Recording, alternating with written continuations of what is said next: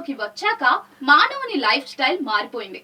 Budget ధరల్లోనే smart phones లభిస్తూ ఉండడంతో వీటి వినియోగం ఎక్కువైపోయింది.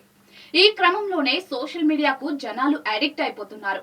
చిన్న పెద్ద అనే తేడా లేకుండా సోషల్ మీడియాలో రకరకాల విన్యాసాలు చేస్తూ ఉన్నారు. తక్కువ సమయంలోనే ఫేమస్ అయ్యేందుకు ప్రమాదకర రీతిలో రీల్స్ చేస్తూ ప్రాణాల మీదకి తెచ్చుకుంటూ ఉన్నారు. లైక్ల కోసం, కమెంట్ల కోసం నానా ప్రయత్నాలు చేస్తూ ఉన్నారు. అసలు ఎలాంటి పరిస్థితుల్లో ఉండి రీల్స్ చేస్తున్నామో అన్న సంగతి మరిచి ప్రవర్తిస్తున్నారు నేటి యువత. ఈ క్రమంలో ఓ యువతి రీల్స్ పిచ్చితో ఎత్తైన భవనం పైనుంచి గాల్లో వేలాడుతూ రీల్స్ చేసింది. దీనికి సంబంధించిన వీడియో నెట్టింట వైరల్ గా మారింది. సోషల్ మీడియాలో కొందరు డాన్స్లతో, మరికొందరు ఫన్నీ వీడియోస్ తో, క్రియేటివ్ కంటెంట్ తో రీల్స్ చేసి సెలబ్రిటీ అయిపోవాలని ఒళ్ళు మరిచి రీల్స్ చేస్తూ ఉన్నారు. నడి రోడ్డుపై డాన్సులు చేస్తూ పబ్లిక్ కు ఇబ్బందులు కలిగేలా వ్యవహరిస్తూ ఉన్నారు. రీల్స్ మోజులో పడి ప్రమాదాలను కొని తెచ్చుకుంటూ ఉన్నారు. ఇటీవల కాలంలో చాలా మంది యువత రీల్స్ చేస్తూ ప్రాణాలు కోల్పోయిన విషయం తెలిసిందే.